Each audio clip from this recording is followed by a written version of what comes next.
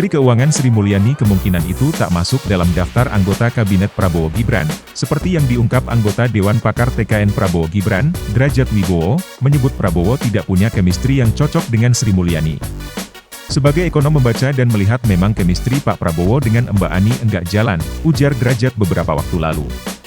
Direktur Center of Economic and Law, Kelios, Bima Yudhistira menduga ada 4 alasan mengapa Prabowo tak punya chemistry dengan Sri Mulyani, sehingga membuat peluangnya menjadi Menteri Keuangan di Kabinet Prabowo Gibran kecil.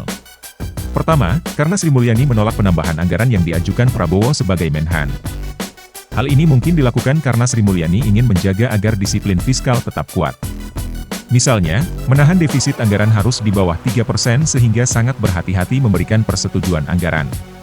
Belakangan kita lihat nih, mulai dari anggaran Kementerian Pertahanan dan pengadaan rencana utang yang ingin disiapkan Prabowo saat itu untuk pembelian alutsista ternyata tidak mendapatkan restu dari Sri Mulyani, jelasnya. Kedua, kemungkinan lain karena masalah alokasi anggaran food estate.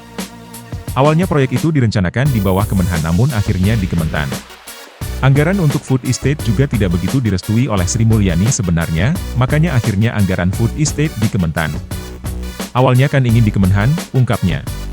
Ketiga, Bima menduga politisasi bantuan sosial yang mendadak pada masa kampanye lalu ikut menjadi penyebab jarak antar keduanya.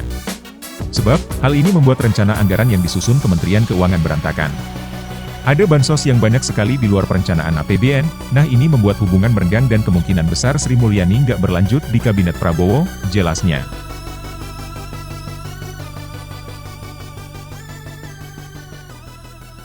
Download Tribun X sekarang, menghadirkan lokal menjadi Indonesia.